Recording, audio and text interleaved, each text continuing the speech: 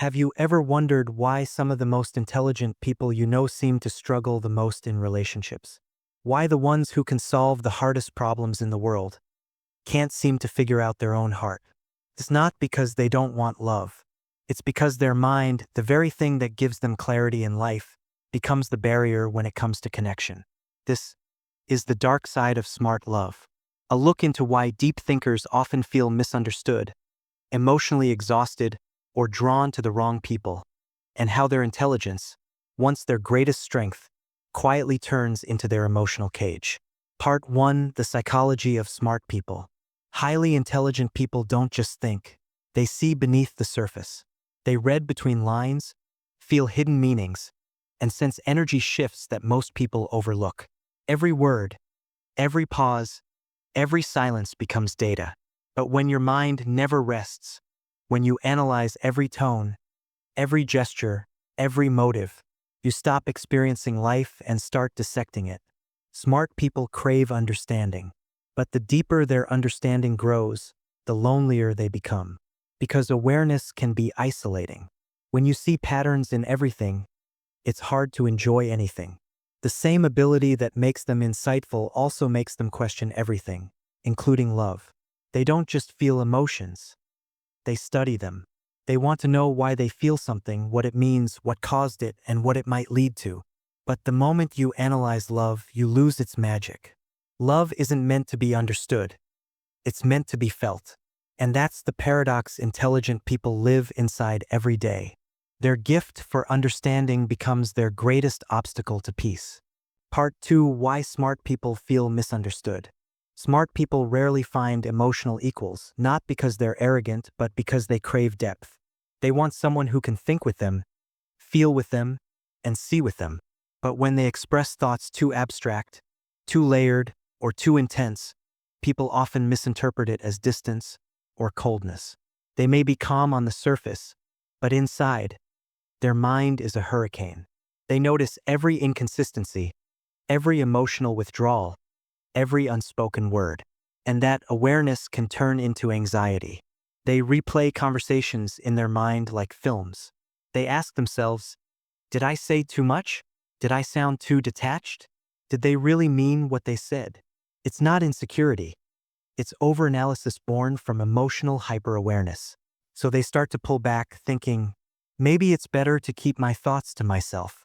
Maybe I'm too much. And slowly they begin to isolate. Not because they don't need people, but because they've convinced themselves no one truly understands. Part 3: Smart Minds, Fragile Hearts. Here's the truth. Highly intelligent people don't fall in love easily. But when they do, they fall completely. They love deeply, intensely, and almost scientifically. They want to know the person inside out, their fears, childhood wounds, hidden dreams. They see potential in others, even when it's not there yet. And that's where pain begins. They fall in love not with reality, but with possibility. They love people for who they could be, not who they are. They project hope onto others the way an artist projects color onto a blank canvas. And when reality doesn't match their vision, they suffer quietly. They'll rationalize red flags. They'll intellectualize pain. They'll convince themselves that love means patience, when in truth, it's self-abandonment. They tell themselves they're strong for staying, when in reality, they're just afraid of losing what they imagined. Part 4: The Overthinking Trap. Smart people are professional overthinkers. Their brain connects dots that no one else sees. But in relationships, that becomes a curse. A simple text message turns into a decoding mission.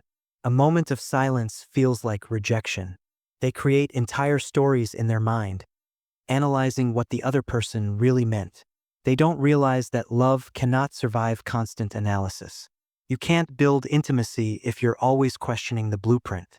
Love demands surrender, something the intelligent mind struggles to do. So they hide behind logic. They say, I just need clarity. But what they really mean is, I'm terrified of uncertainty.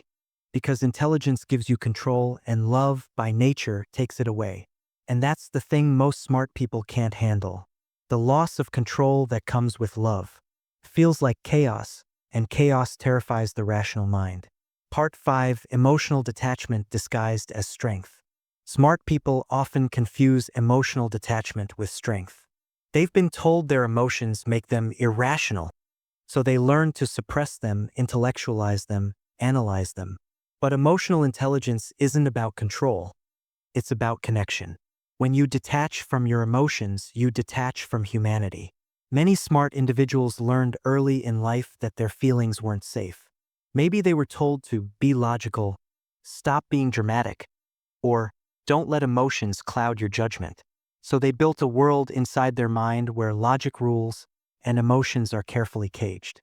But no matter how high the walls, the heart always finds a way to speak. Through anxiety, through overthinking, through insomnia, through that quiet ache you can't explain. Part 6. The relationship paradox. In love, intelligent people want connection, but they fear it too. They crave intimacy, yet feel suffocated by it. They want depth, but when they get too close, they panic. Why? Because for the analytical mind, emotional vulnerability feels like chaos. It's unpredictable, messy, uncontrollable. It threatens the structure they've built to stay safe. So, they often attract partners who are emotionally unavailable because deep down it feels familiar. It allows them to love without risking full exposure. They can care deeply without ever truly being seen. And yet, this very dynamic keeps them stuck, longing for connection, but fearing the surrender that real love requires. Part 7. When intelligence becomes loneliness. There's a certain kind of loneliness that only intelligent people understand. It's not the loneliness of being alone.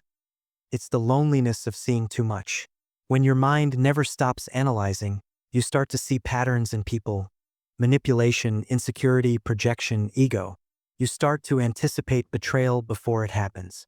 You start to expect disappointment. So even when love shows up, part of you doesn't believe it's real. You're waiting for the catch. And the moment you sense inconsistency, you withdraw. It's not arrogance. It's self-protection. But slowly, this defense becomes a prison. You build walls so high that even the right person can't reach you. Part 8. The healing path. So how do you heal from this? How do you stop thinking your way out of love and start feeling your way into it? It begins with awareness, the same awareness that once trapped you can now free you. When you notice your overthinking, your need for control, your fear of vulnerability, pause. Don't analyze it. Just feel it. Emotional healing starts the moment you stop explaining your pain and start experiencing it. Let yourself be messy. Let yourself be uncertain. Let love be unpredictable. Because love isn't a science experiment. It's a spiritual experience. And the more you try to measure it, the more it disappears. Part 9. The true meaning of intelligence. True intelligence isn't about how much you know. It's about how deeply you can feel. It's the courage to remain soft in a world that told you to harden. It's the ability to stay curious, even when you're hurt. It's the humility to admit, I don't know what's next, but I'll trust it anyway. That's what emotional wisdom looks like. It's not about control. It's about surrender. You can be logical and loving. You can be analytical and empathetic. You can be smart and still believe in magic.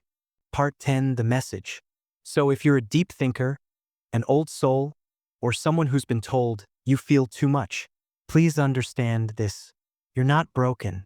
You're not too much. You're just wired for depth in a world obsessed with surface. And love, real love, is not something you understand. It's something you allow. Let it move through you. Let it confuse you. Let it humble you. Because in the end, the smartest thing you'll ever do is stop trying to understand love and simply let yourself feel it. Follow its Psynergy for more insights on psychology, emotional intelligence, and the hidden patterns of the mind. Because awareness is power, but only if you learn to feel it, not just think it.